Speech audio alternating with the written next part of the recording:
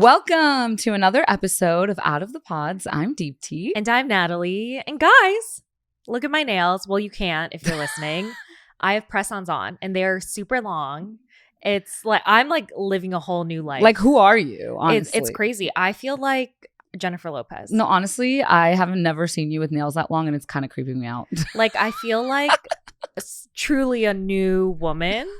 Like, I'm like using my hands a lot, you know? Yes. Like, and also, have you ever seen those like TikToks or like Instagram reels where people like tap on products with their nails and make that like sound? It's ASMR. I've been doing that to everything. Yes. Like every cup that I used, even like my counter, I'm like, you know, like when I'm having a thought, I'm just like tapping away.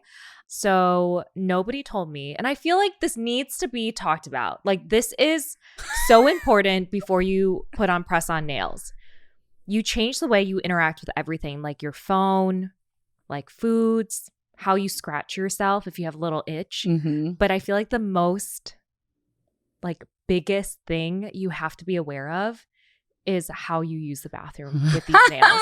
Yes. If you are not used to long nails, if you are not used to press-ons, it is quite the experience. I was debating sharing this with you and our pod besties, but I feel like it's an important women experience. Like, we all have to know. Like, this is a PSA. Before you go wipe your booty hole, practice with your press-on nails before the actual real thing happens. So obviously you guys know I have IBS. And so when I put these press-ons on, I went to go use the bathroom and it wasn't just, you know, a number one. I had to like go. And is this about to be a TMI? I go wipe and, you know, my nail or one of them literally ripped through 3 layers of 3-ply toilet paper and touched my inner butt cheek. Oh my gosh. And I almost screamed. Dude, this is exactly why I don't know how moms with super long nails change diapers. Like when they have babies. Like how do people with long nails like put pressure, you know, like I was like, how do you like put pressure to like wipe? You need to practice, like you said. Oh my gosh. I've never been so like distraught in my life. I was like, whoa! Like, and then I was like, where do I go from here? And I ended up using so much toilet paper to make sure that my nail like didn't go through all those layers again. But I was just like, how come no one talks about this? It's because they practice how to do it. But like how? Because like I feel you have to leave it flat. You have to leave it flat and go. Like, I feel like it's a different type of muscle now that you have to use. Like I have to use like my palm muscle versus my fingertips, you know? It's just it was just a very distressing experience. And then I go to the gym. I go to the gym and as I'm on the treadmill, my nail pops off, one of my nails. Oh my gosh. And so it lands on the conveyor belt of the treadmill and it goes flying off. So I get off and I was like, I need to find this nail because I need to attach it when I go back upstairs to my apartment. So there's a gym in our building. And when I say our, me and Deepti's building, because we live in the same building. And a guy is watching me look for my nail. That's really hard to find because like our gym floor is like carpeted and has like a weird pattern on it. So it's like, I couldn't find the nail. And he's like, what are you looking for? And I lie and I say, my hair clip. I was like, I'm just looking for my hair clip that came out of my head. So he's like helping me look. Oh my gosh. I see him like, he goes, oh, I think I found it. He picks up my nail, but he goes, oh, never mind. And like throws my nail aside because he knows it's like he picked a press-on nail. And I have to act like, oh, like, don't worry about it. Like that's not what I was looking for. I was like, oh yeah, that wasn't it. And I was like, you know what? You go ahead. I was like, thanks for helping me. Forget about my hair clip. It wasn't that important. It was like 5 cents. I was like, it's fine. Like you go work out. And he goes, okay. So I'm watching him like walk away. And when his back turns, I like grab that nail that he oh my God. He threw to the side and I like put it into there's like pockets on my my gym leggings and I like put them in there. Oh. And I was like, how fucking embarrassing. Yeah, no, that I wish I could have witnessed that. I know. I was like acting, I was like you're like, oh, I was like, good. Yeah, I was like, it's fine. Like you didn't find it even though you really did, but tossed it to the side. You know what? I would like to say I'm gonna take credit for your press-on nails that I gave you this idea. You know what's crazy is I bought them. Yeah. And I was supposed to wear them to this baby shower that I was going to. And I literally was like, there's no chance I'm doing it. My friend was explaining to me how to do press-on nails. And I was like, tough. obviously I knew there's glue involved, but she's like, yeah, then you have to like file it, like cut them to the length that you want. I was like, absolutely not. I'd rather sit at the nail salon than do it myself. I mean, I did not do any of that. I literally just glued it to my nail. I just cut my nail short and then glued the press-on nails on. Immediately when the bumhole incident and the gym incident happened, I went back to my apartment. I Googled how to remove press-on nails. And how do you do that? Dunk your nails into hot water with dish soap and a little bit of oil. And they should come right off. Okay. And they're like, but you shouldn't do it right when you get them on because they literally will not come off without like damaging your nails. Oh. And I was like, oh, just put these on yesterday. So can't fucking do it. But I think unfortunately I have to take them off, or I have to get like a shorter press-on version, because really it's the booty hole stuff that's really impacted me. I just can't wipe how I used to, and it's really causing me a lot of stress. No, like, honestly, it's very stressful. From all the things that you've just recited to me, these are all reasons why I'm so happy I didn't do it, and I don't think I'm gonna do it. So if you want mine, you can have them. I'm good. You know what? You keep them. You enjoy them. Look, I'm not saying every woman goes through this, right? But if you have IBS, if you use the bathroom 5-6 times a day, minus like going number one, if you go to the bathroom, like, if you know what I'm saying, several times a day, these are not for you. They're just not for you, okay? It's very traumatic. I can't believe more women don't talk about this. Yeah. It's just, I don't know. So I'm just telling you guys now, if you are a frequent bathroomer, ignore the press-ons. I will. You know what? Our pod besties who messaged me about like what type of press-on to get, they never mentioned any of these things. I'm like, where's our PSA? It's an unspoken experience. No, it really, I'm like, it truly is. I'm good. Texting, though, is also something that's like unspoken about new press-ons. Yeah. This is the reason that why I could not text you. Like, I was texting like kind of gibberish. Like, all my words were misspelled. Like, autocorrect wasn't even picking it up. And people were like, are you drunk right now? I was like, no, I just have fucking long ass press-ons. That is so funny. Like, why isn't there like a warning for? You just get used to it, because I normally, like we've talked about this, normally I'll have like a little bit longer nail. Mm-hmm. And since I cut them off, dude, the stubbiness and me texting is so off. I'm like, holy shit, I need to like reinvent the way I text, I guess, and like the spacing, because it's kind of like muscle memory. And I'm why am I texting with stubs? I have to push my fingertips out. Yes. It's a very, very uncomfortable. But isn't it fun? Like, aren't you just like, look at my nails? I like, do love it. I do love it for like the vibe it gives me. Yes. But then when it comes to like practical things, like again, when it comes to wiping my booty hole and just being a normal person at the gym and also texting, I just feel like it's a hindrance. Also, I was going to ask you about the gym. Like, you know, lifting weights, I can't do it with long nails because I can't, when I grip like a weight, it stabs me into my palm. So how is that going for you? You know, when I went to the gym, which was several days ago, I was doing glute exercises, for my butt. Yeah. So I don't think I used my hands use any now that I think about it. You just did like a kettlebell. Yeah, good point. But I was like, wait a minute.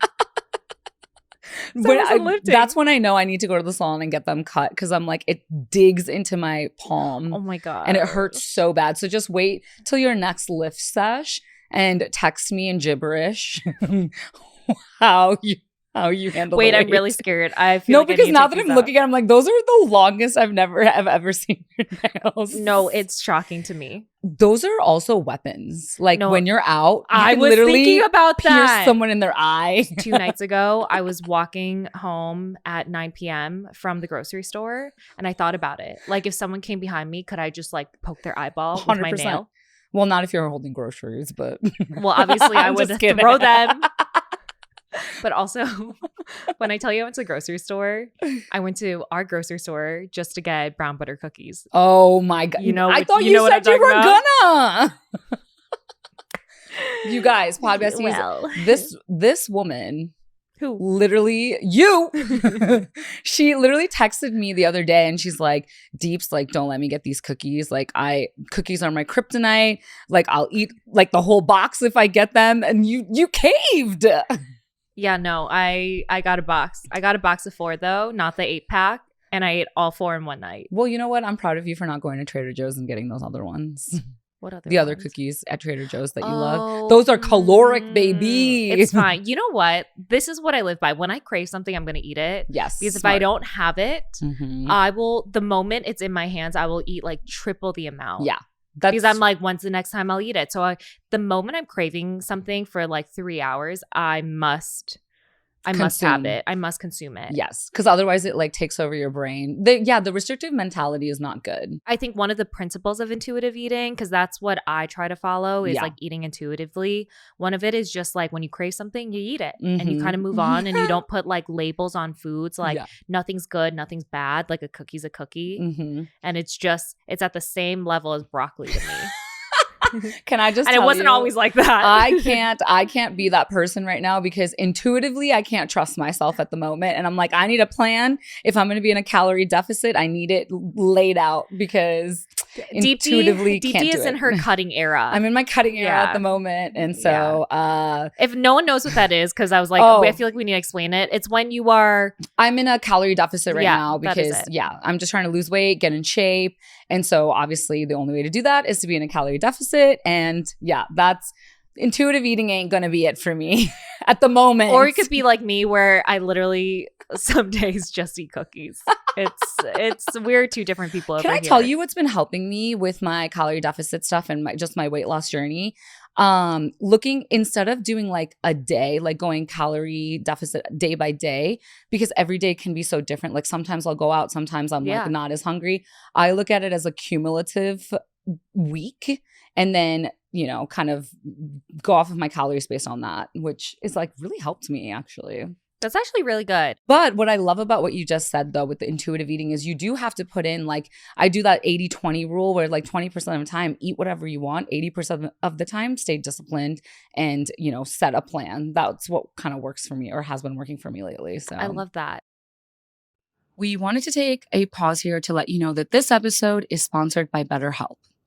Can you believe it is almost July? We're already halfway through this year. Natalie, I have a question for you. I wanted to ask you, what's something that you're proud of in 2024 so far? Oh my gosh, I feel like I'm proud of a lot of things when it comes to myself. I mean, I'm still a work in progress, but I feel like I'm a better person than last year because I'm really trying to focus on myself. I'm setting more personal boundaries. I'm taking care of my body, setting personal goals. I'm just trying to be a better version of myself and take care of my mental health. And therapy has been so helpful in helping me take stock in my progress and guiding me to achieve these goals for the next 6 months. I absolutely love that. Those are some of my goals too, to be kinder to myself and strive to be a more confident and present person.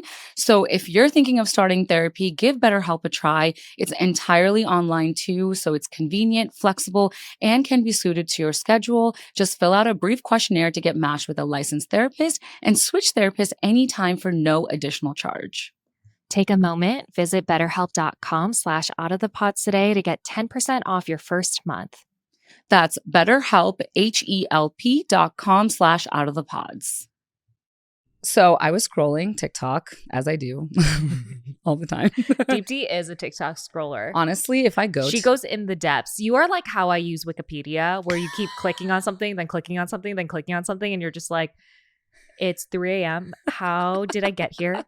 Oh, how did I start on looking up who invented Oreos? And now I'm on a murderer's page, a Wikipedia page.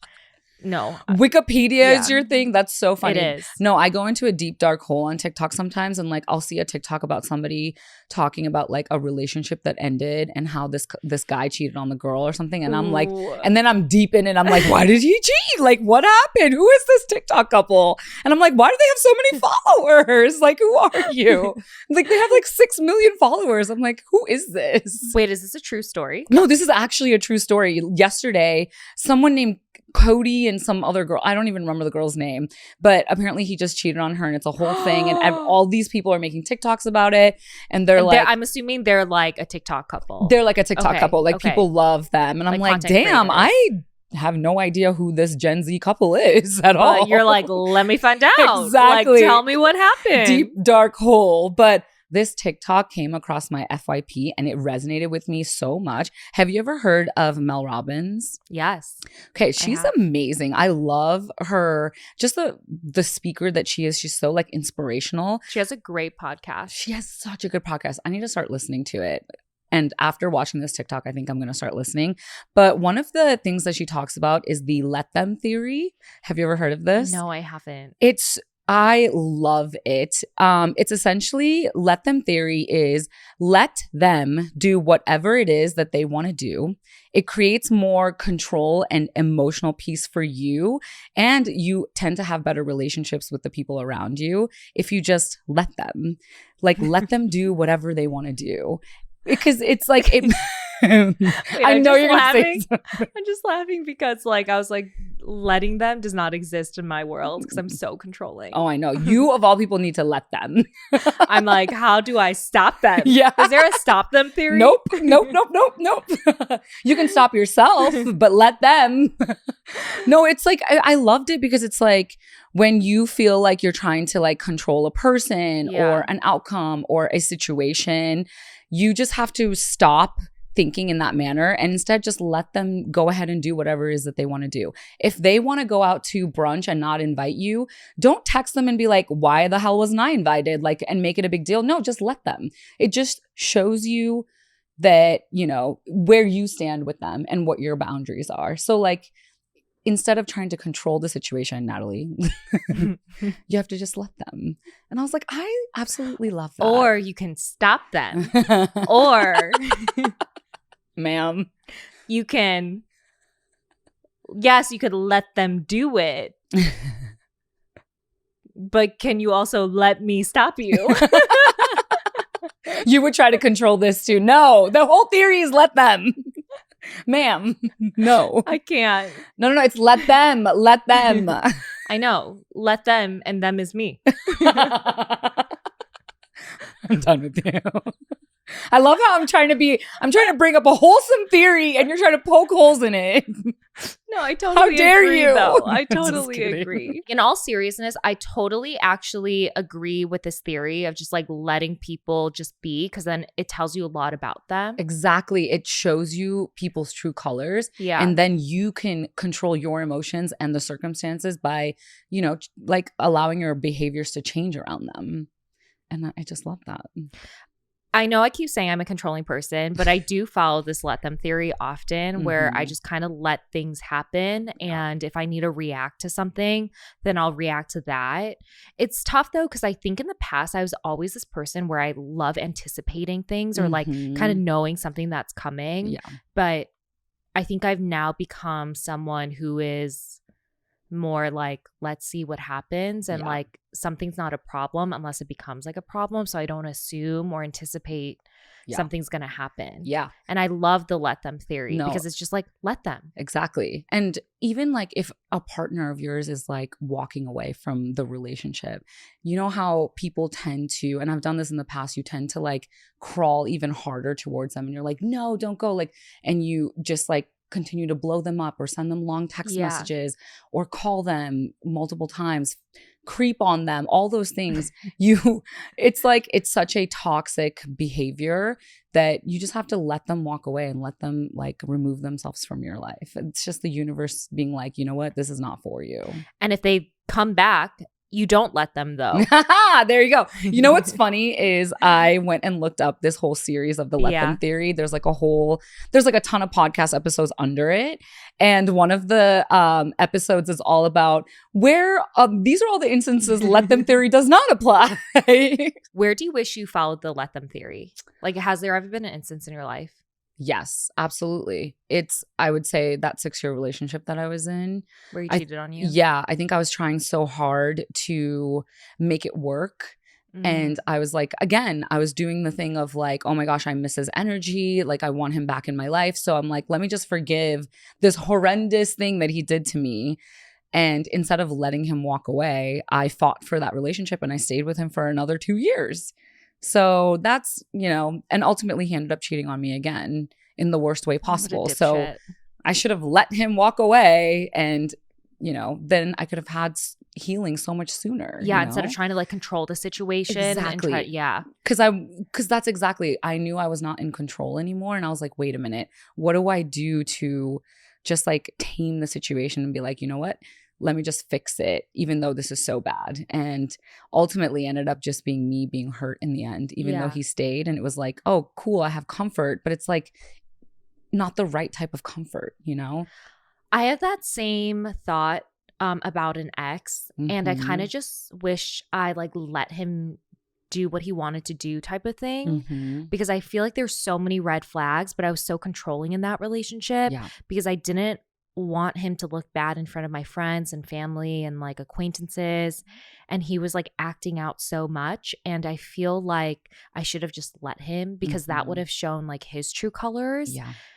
Instead of like controlling him, telling him like, don't do this in front of like these people or like, don't do that or like, you know, blah, blah, blah. Like I would always try to like control. He was really bad with money and he lied often and he would like purposefully or whatever, like flirt with other women online. And I just wish I let him instead of just like stopping it and trying to pin it before things were happening. Because I was like, I should have just let him. Yeah, because in like honestly, in a weird way, like it's not even, I wouldn't even say that you were trying to control the situation. I think it's moreover like you're trying to guide him, do the right thing in the moment with certain people. But it's like you should be seeing who he is truly. How would he act naturally in that moment versus you being like, this is what you should be doing, like, bro. I think I was just trying to protect him so much that I was like, oh, you know what?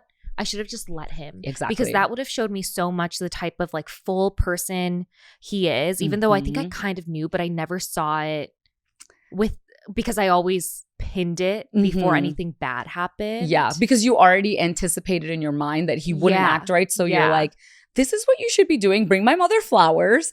Like, talk to my dad this way. You know what I mean? Yeah, so you're just like, do this. Like I'm always like trying to control the situation to protect him. And I was like, I should have just let him do whatever the fuck he wants because he would have made an ass out of himself anyways. And I probably would have walked away way faster. Exactly. Instead, I didn't. I try to make it like this perfect relationship when it definitely was not, or make it seem to other people like it was this like great perfect relationship. Yes, exactly. See, we need to live by this rule. This is what we're gonna live by. If you are like me, just let them, him, her, whoever. Yes, just let them. It could be even a coworker, an employee. Like, just let them act out.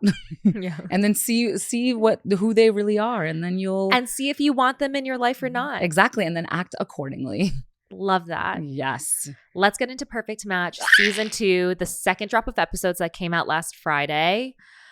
Wow. I don't even know where to begin. Okay, so these 3 episodes that came out last week made the season, in my mind, better than season 1. Yay! Welcome to the good side. But it also made me dislike almost everyone on this cast. This cast is so messy.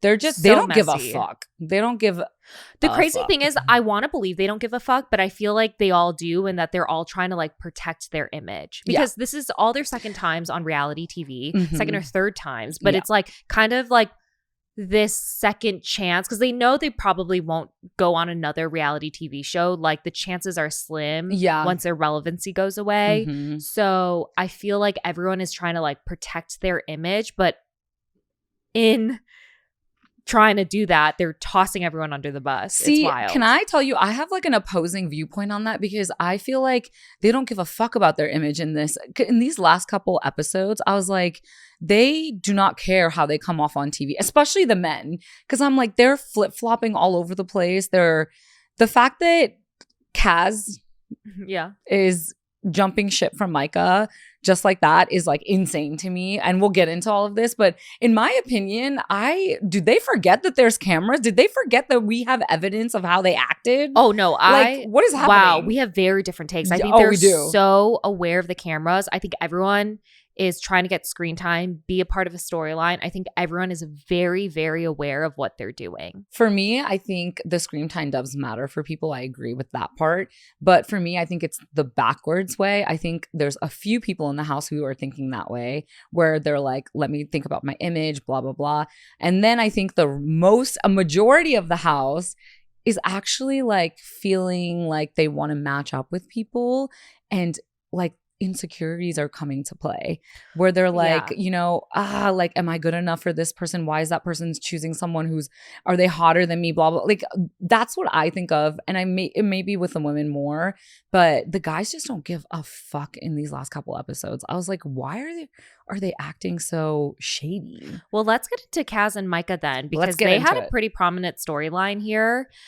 Don't you think it's so weird that like the scenes that we see, minus the flirting that Kaz is doing, and also Micah, like Micah is also keeping her options open, not as nearly as open as Kaz though. Yeah, but don't you think it's weird that it feels like most of the people in the villa are like against them as a couple? Like they're the weakest couple. But like what we're seeing is that they're pretty strong and they have like a great connection. It seems pretty real. So I'm so confused at why like people are kind of targeting Micah and Kaz, because I don't think they're targeting them because they're the strongest couple. Yeah, no, I think they're definitely seeing the weaknesses and the holes in their stories of like how connected they are. And I think it has to do with Kaz being such a flirtatious person. He's like, oh, I'm just gonna like see where this interaction goes. Like when he went on the date with Holly, which was in the last couple episodes that released last week. Even Micah in this past set of episodes is like, we fight all the time, like every day. And she's talking to Brighton about it. And she goes, what? Or he asked her, why are you guys fighting? And she's like, well, he's a piece of shit. And so I think like they've been bickering so much because Kaz is literally trying to flirt with everyone in the house, and like he's going after all the hot girls, and he's just saying, oh, like I'm just trying to lean into the experience essentially. And I'm like, no, this is just shady, dude. But I'm not gonna lie, it's kind of like the point of the game, right? To find your perfect match. Yes. And to be honest, the thing about Micah is I think she tries to be a cool girl with like Kaz, where she's not gonna freak out just quite yet. And she is. And so when Kaz is flirting with other girls, she flirts with other guys. Exactly. It's like retaliation. It's just like very like, so it's very confusing. I want to read this DM that we got from one of our pod besties. It says, Micah's insecurity is giving me a flashback to Chelsea from season 6. Why is she so insecure about Kaz? She's constantly worrying if he's flirting with other girls, feeling super insecure about their relationship. It's going to be their downfall. Ooh.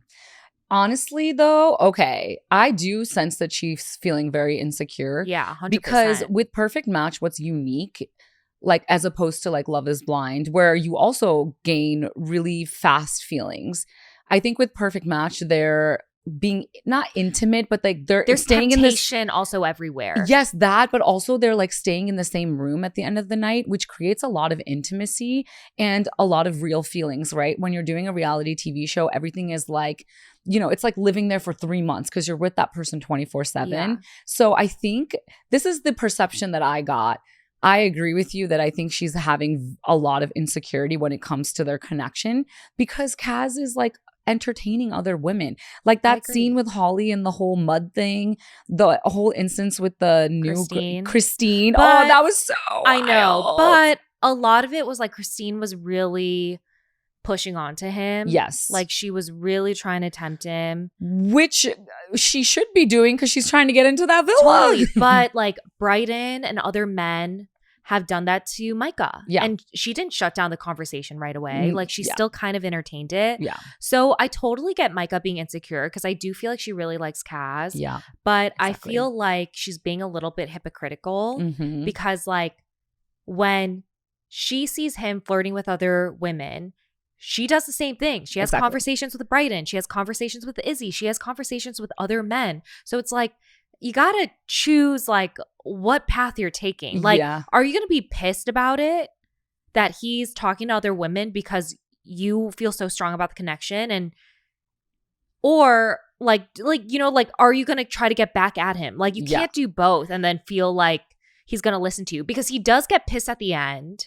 I don't think it was right that he made out with Holly like that, but I feel like what really started it is the fact that she was talking to another guy. Yeah. And he also found out through, I think it was Brighton or someone, that she was like kind of talking negatively about their relationship. Yeah. She just said that we are not the strongest couple. So that makes him feel some sort of way, like without the context. But okay. I have a different viewpoint on it. I think that it's tit for tat, right? Yeah. So I just relate to it because I feel like if I was in her position, I'd kind of do something similar. Because I'm like, if the person that I really like and I match with every fucking night, like goes on these dates, does flirts in front of her, talks about how, but then like at the end of the day comes back and is like, oh my gosh, like I'm so into you.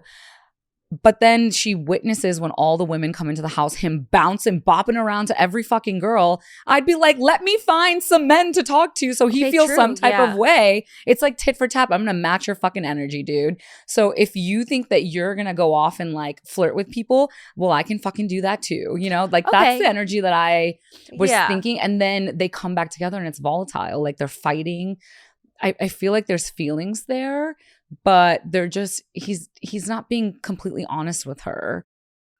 Okay, so I know the summer is about feeling carefree, but Deepti and I have been feeling a little bit more stressed than usual. I feel like we're part of the cast of like Perfect Match season 2, where it's so chaotic. But in all seriousness, behind the scenes of this podcast, there's a lot going on, lots of business decisions to make, and also some personal things happening to the two of us.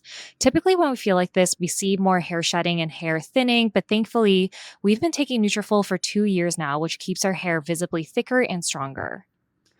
I know we've received some DMs saying, how do you know if Nutrafol actually works? So what sold me on Nutrafol is they clinically test their final formulations to ensure their efficacy. In a clinical study, 86% of women reported improved hair growth after taking Nutrafol Women's Hair Growth Supplement for 6 months. And Nutrafol is the #1 dermatologist recommended hair growth supplement, with over 1 million people seeing thicker, stronger, faster growing hair with less shedding. Take the first step to visibly thicker, healthier hair. For a limited time, Nutrafol is offering our listeners $10 off your first month subscription and free shipping when you go to Nutrafol.com and enter the promo code OOTP. Find out why over 4,500 healthcare professionals and hairstylists recommend Nutrafol for healthier hair.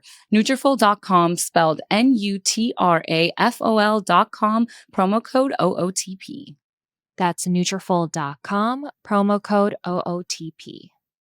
I feel like Kaz actually isn't that into Micah. Clearly. But because she's kind of like captured him and I feel like he's like trying to get out. Yeah. But without like looking like a dick on TV, even though he kind of does, especially when he makes out with Holly during that game.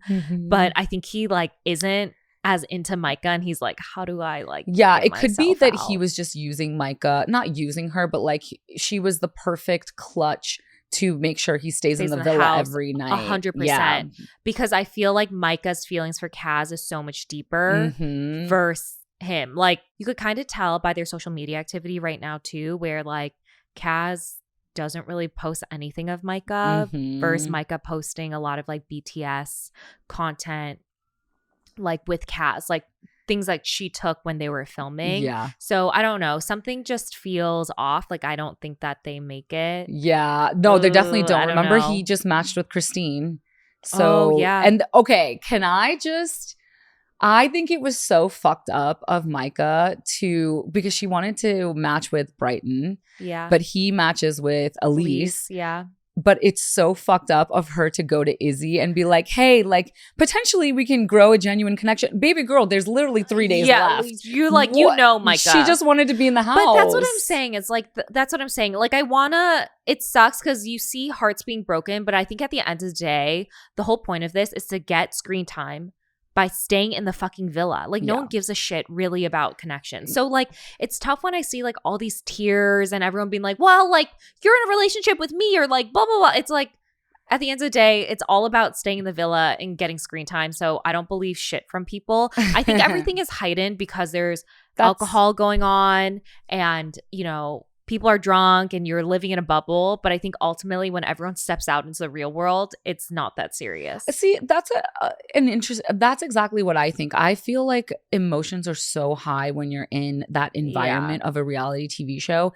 And plus, like when you know millions of people are going to be watching you on screen, you don't want to look like a fucking idiot. And, you know, I do think like feelings can develop again because it's such an intimate setting. You're literally laying in bed with them every night. I just think like feelings grow so much faster when you're in that type of environment and everything seems like the end of the world. That's why I love when Xanthi was talking to Micah at the end and was like, dude, I know that it seems like, you know, that you're so in love with this person, but you're in a fucking bubble. Yeah. Like, go match with someone else. Yeah. Like, go flirt. Like, this dude means nothing. Like, he just showed you his true colors, you know? Yeah. And that's what you have to remind yourself when you're in that environment. Like, I think for Xanthi, she was like able to say that because she's been out of the villa for a little while. And she's like, dude, it's not that serious. Like, is this relationship even going to be a thing? Like, for real, you think? Okay. I just have to say something about Xanthi. Yeah. She is by far my favorite next to Tolu. Yeah. This girl has self-respect. She does not play. She does not really get involved in drama. She says what she needs to say. Yes. She's truthful. And she's like, I'm done. She's like, I'm done with everyone. Yes. Like, I love her. I feel like if I were to do a reality TV show, I want to be like Xanthi. Yes. Where you just like, she has so much self-respect. Mm-hmm. And she's like, I love when she's like really, I love that she does not care about these mediocre men. Yes. She's like, I'm not ruining friendships over these dumbass men. Remember how she rejected Chris? I was like, thank you. She's like, in what world do you think?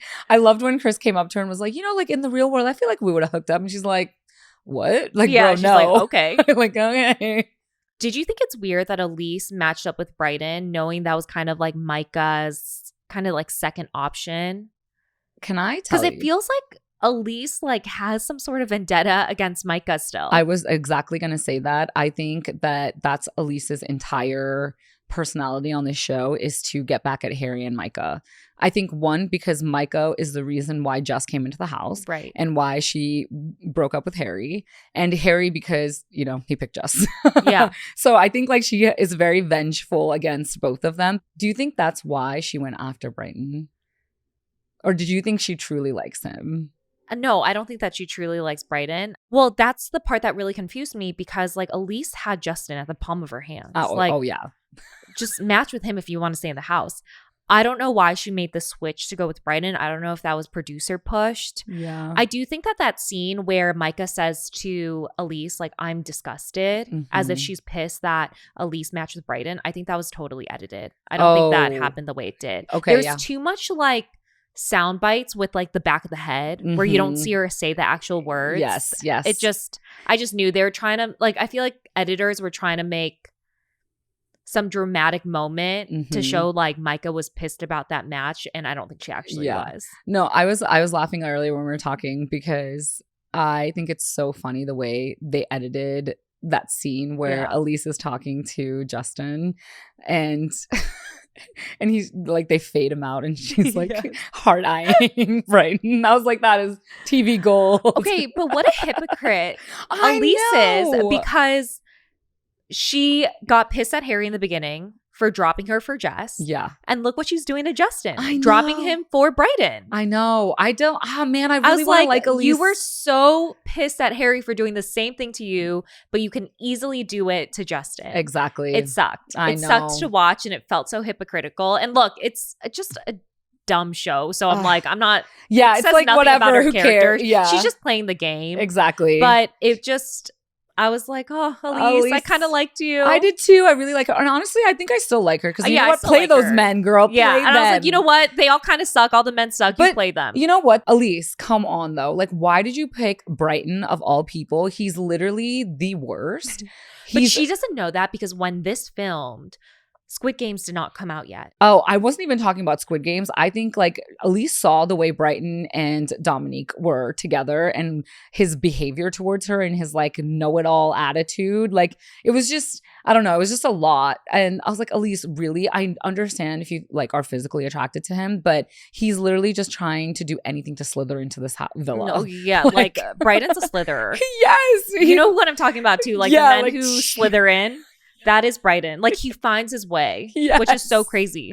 Like he doesn't make like a huge scene, but he just is sneaky. He's like a little calculating, sneaky, clever like, man. Even to Micah, like he was just love bombing Micah too. I was just like, okay, I didn't know he got game like that, but the switch up for Elise was insane to me. I was like, that one blindsided me. I really think it was producer push though. I think they wanted to make it like super interesting, and I feel like she's kind of getting the villain-ish edit because of it. Yeah. No, So. 100%. I am kind of excited, even though I'm annoyed that Micah picked Izzy just to stay in the game and she's using him. There's not going to be any real genuine connection that's going to grow, that she said in her confessional.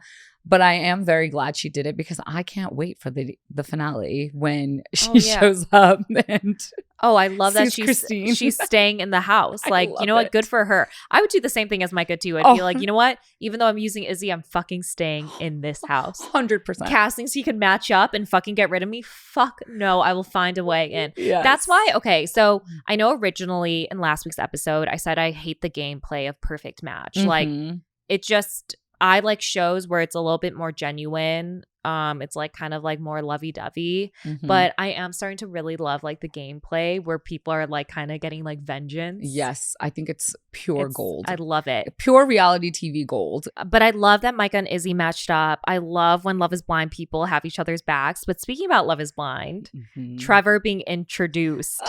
I mean, he got no screen time on this episode, but I love that they made references to those alleged text messages with his ex, which were exposed and discussed in the Love is Blind season 6 reunion. I love that they referenced it in his like intro. Yeah. And I always forget that Perfect Match was filmed in September 2023, and those text messages weren't exposed until February 2024 when Love is Blind season 6 came out. Yes. So it's crazy how editors were able to like edit like what he said in his confessionals to make it seem like he's trying to redeem himself after, you know, everything that happened with that whole saga. But I know. It was actually pure comedy. It was, and I feel bad, and hopefully he's healed from that whole incident. But them flashing it back was just like a little reminder. I was like, oh shit, I forgot Trevor really, really fucked up. Yeah. Fast. No, and I was like, I know. Honestly, I knew he probably wasn't going to get much screen time, only because since Love is Blind hadn't come out yet, no one knew who Trevor even was.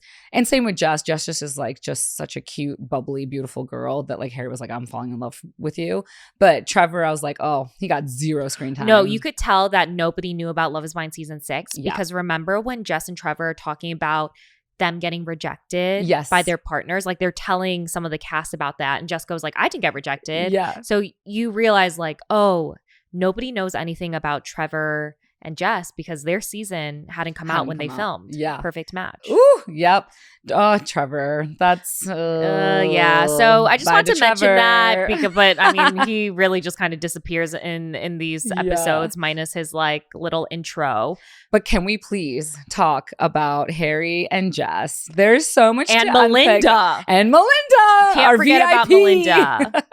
Well, we got a DM from one of our pod besties. She said, don't you think it's weird how Harry and Jess are always saying they love each other after 2 to 3 weeks? Also, it's creepy he brings up her daughter as part of his love bombing. Ooh, yes. Okay, I have so many thoughts. Because I don't even know where to start. There's a lot to unpack here, but can we start with Harry and Melinda? Because their recollection of events is really what starts all the drama. Yes. And also the fact that the way they edited it and the new information that came out as the episode went on, I was like, where's all this new info coming from? Like what Melinda is telling Jess. It was super crazy. But it first starts off with Harry carrying Melinda to the bathroom. Inappropriate. Yeah. And Melinda says that they kiss, but Harry is denying that. But I kind of believe Melinda. Yeah, I definitely believe Melinda. Especially because as he's carrying Melinda, Holly says, "Oh, they just kissed." Do you remember that? That's why I was so confused why Holly didn't bring it up when the girls are having their little powwow. Like everyone's in the house, right? Yeah. And so all the incident happened the day before. And I'm just like confused as to why Holly didn't say something to the table, or did it get edited out and she did say something?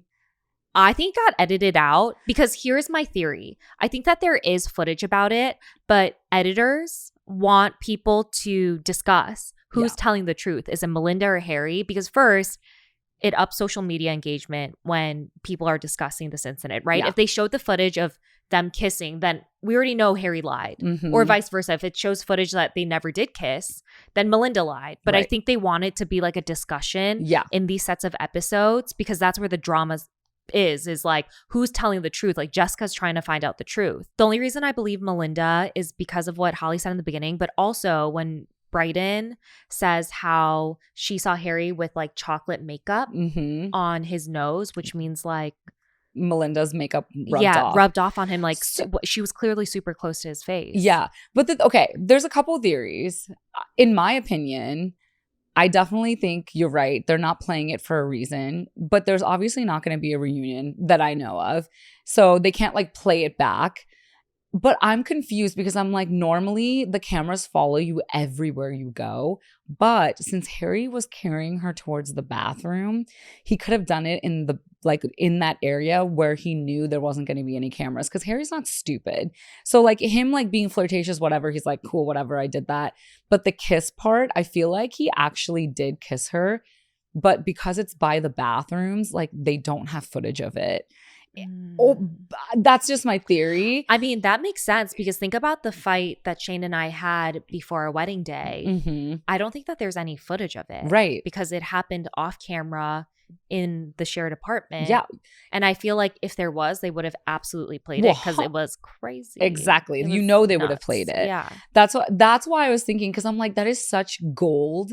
That I was like, if they have that footage, there's no chance they're not going to play it, or they're saving it for the finale. That's what I'm hoping. Like they're saving it for this week's episode, the last episode, and hopefully they play it after we see, Harry gaslighting Jess. But here's the thing. It's the fact that Harry is crying, throwing up, lying about it. Like he is so convincing that it didn't happen and that Melinda is just trying to create, this moment for her clout.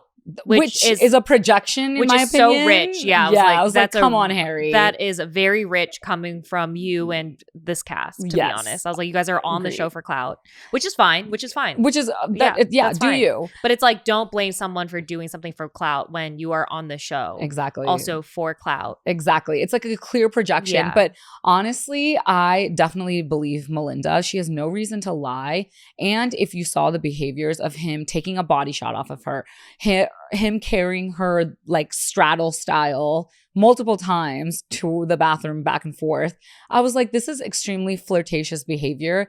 And Harry knew he fucked up. That's why he was in shambles when he got home and was like crying, blah, blah, blah. I think it's like, I do think Harry's a good guy, but when it comes to women, he's just such a, I hate to say the word gaslighter, but it's 100% gaslighting. Oh, we completely saw it. We saw it in the first 6 episodes, and we're kind of seeing it here now too.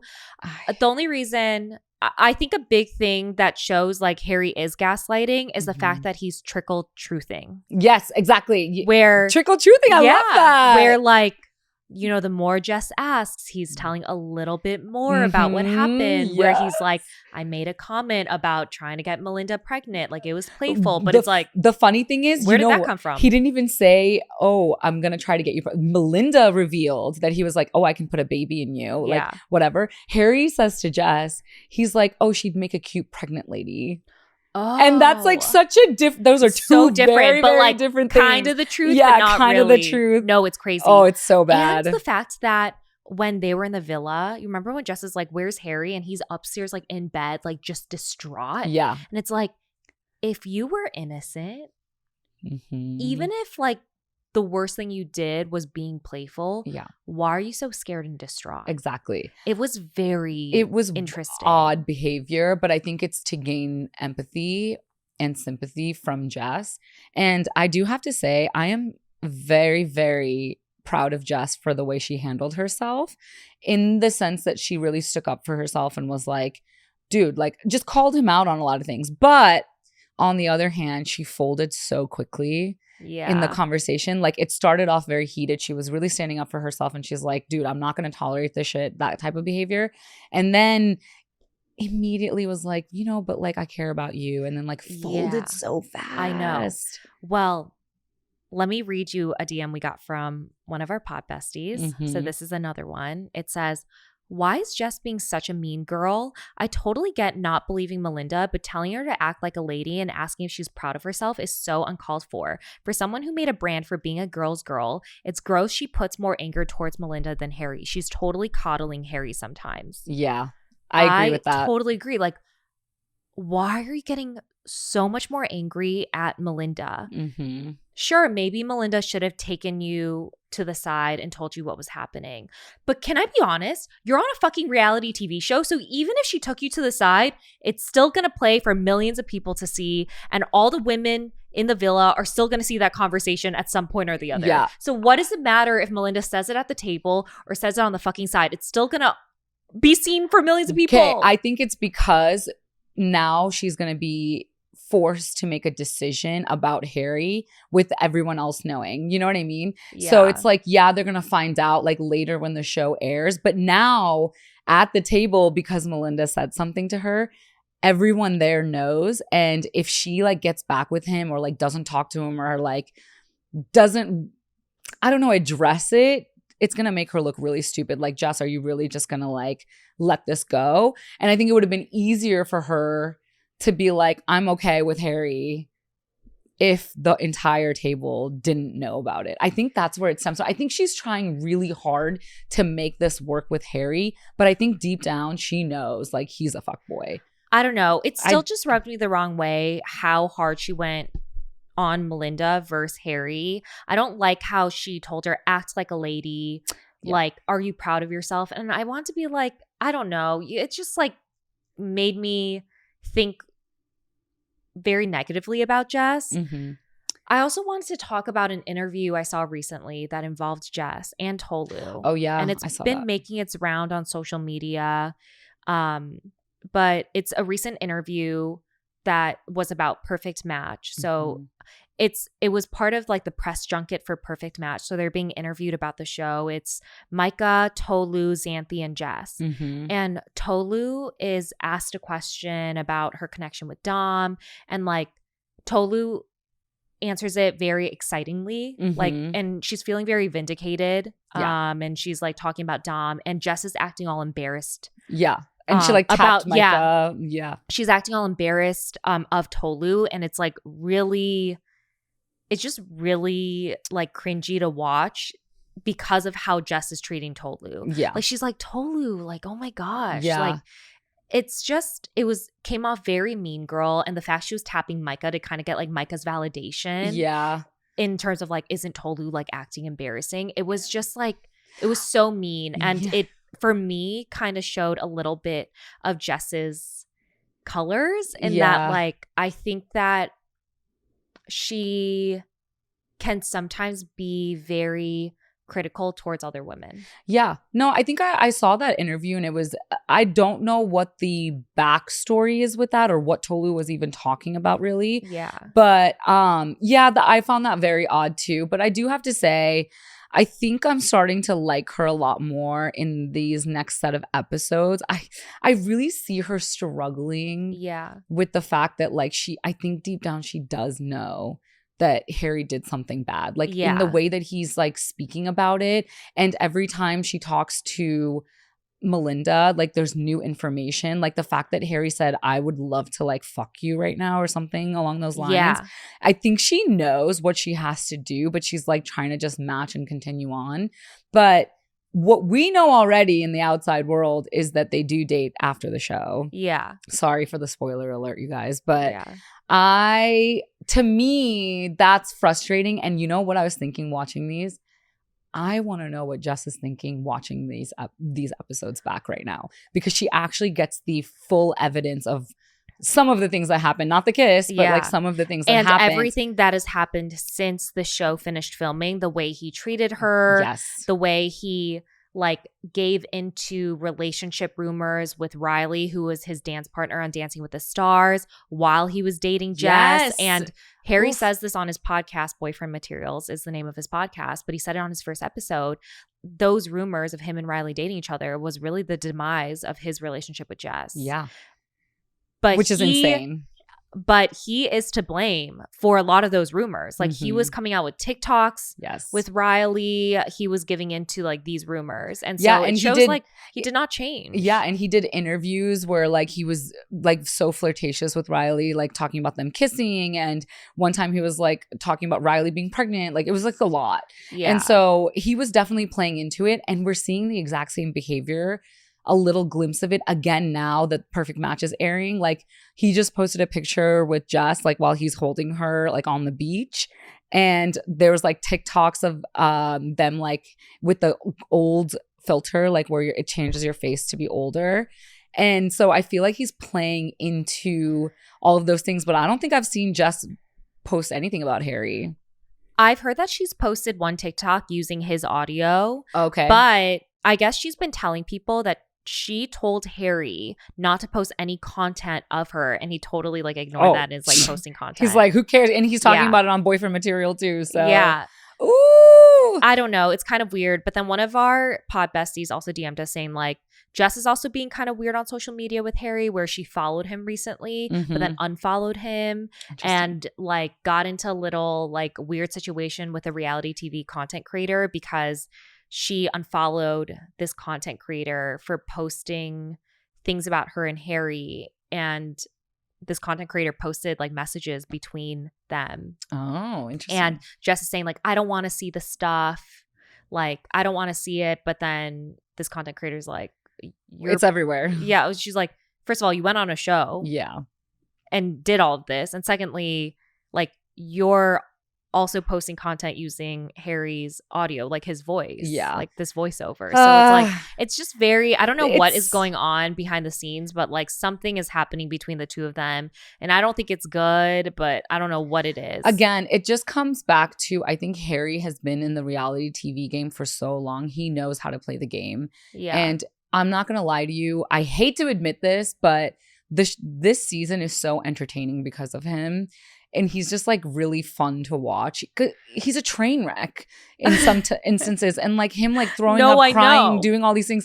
Also, like it's so crazy to me as an outsider to watch him like profess his love for her and be like, I want to get married. Like, I respect you so much. I think like I want to be a good like stepfather to Autumn. Like, and my behavior is so bad. And if she sees this, that's not a good role model. Like all these things are gross. Such gaslighting things. Love bombing. It's love bombing. Sorry. It is love bombing. And in the moment, I get how Jess is just like so wrapped up in the feelings because look at him. He's a beautiful human being and he's crying to her saying he loves her and wants a future with her and he wants to marry her. Like obviously she's going to like, you know, melt when he says stuff like that. It makes you just like forget the rest of the things. Oh, really? Because the amount he mentioned his daughter's name, I was like, you don't have the ick right now. As her mom, Jess, like honestly, that this man that you've known for 3 weeks keeps mentioning your daughter. Yeah. Over and over again. And you are not like kind of creeped out or grossed out? In my opinion, I think she loves it because even when he wrote her those notes and laid them on the bed, she got really emotional when he talked about her being a mom. So I think she likes the fact that he incorporates her into their family and they're like talking about it as if they're a family. You know what I mean? Oh my gosh, like somebody who cares about me and my daughter, like that's a big deal to me. But again, Harry just knows how to play the game. No, I think that Harry is a master manipulator. It's crazy how he does it. I want to believe his words, right? Like any woman in Jess's shoes would want to believe him. Mm-hmm. And he is convincing, like on TV. But then if you look at social media, he's even admitting like he did the show for clout and money. Which like he has commented back on Instagram to people's comments saying that. Oh, see, thank you, Harry, for just confirming what we already knew. Yeah, because this whole thing is like so fun and entertaining to watch. But I can only imagine being Jess and even Micah, honestly, like they're getting the short end of the stick 100%. here. And I'm like, I feel and Izzy, poor Izzy, like stop using my boy Izzy. Like, no, I know. And Justin. Oh yeah, poor Justin. Justin's probably watching that conversation. He's like, God damn. Can we really quickly talk about Chris and Tolu? Yeah, that was surprising. That was so surprising. Chris was so upset about Tolu talking to someone else. Ugh, I'm so sad because I really was rooting for Tolu and Chris, and I know they match, but I think in the back of Tolu's mind, she's like, I can't believe Chris like would go after somebody else like this. I think she's probably having like doubts now, and Tolu deserves the best in the entire world. I love her. I love her so much. She carries herself with so much dignity, respect, and she's just like, just like such good energy. For me, like Tolu is a true girl's girl. Yes. Where she wants everyone to feel good. Mm-hmm. She's not very much in the drama. She also stands up for herself, has a lot of self-respect. That's why I also like Xanthi a lot too. Yeah. And Dominique as well. So really, really love Tolu on the show. That's why the interview that I saw with her and Jess really hurt me. The way Jess was treating Tolu. Acting so embarrassed of, Tolu just being louder and kind of speaking her mind. Yeah. I was like, I don't know.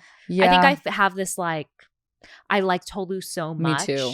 And I see like, and she's someone I want to actually be friends with. Like the way she just stands up for herself a lot and the way she makes the women around her feel really good, that it sucks like someone trying to dim her shine. Yeah. I actually messaged Tolu because usually I never never DM anyone. Natalie knows, like I never DM anybody from any TV show, but I had to message her because I was like, I freaking love you, and I was like, you're radiant.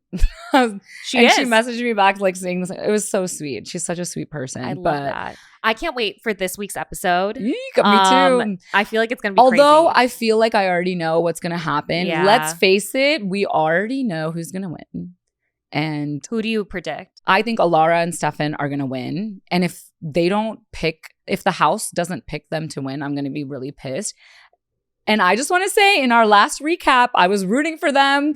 I was like, this is the couple that I love. Like they were tested. They just were unbreakable. And I think they're a very strong couple. I kind of already know what happens. Yeah. Well, when I say I already know what happens on the show, I don't know, right? Because I'm hearing different perspectives on what happened. So watching the show is like so new to me. Yeah. Good guess. I guess that too, or it's going to be Tolu and Chris. Yeah, it could be Tolu and Chris too. I don't know. But I just want them to win. Same. I really like Alara. I really like Stefan in the show. I love them. And also the fact that Alara is an Aquarius. Hi, me too.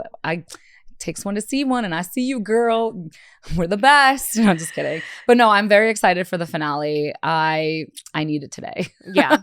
Well, it's coming in 2 days. Woo-woo. So we are very close to it. So Pod Besties, let us know what you thought about this last set of episodes. Who you predict is going to win. Reach out to us on our Instagram page at Out of the Pods. And make sure you leave a review and subscribe, and continue to listen on Apple Podcasts, iHeartRadio, Spotify, or wherever you get your podcasts. See you next Wednesday. Bye.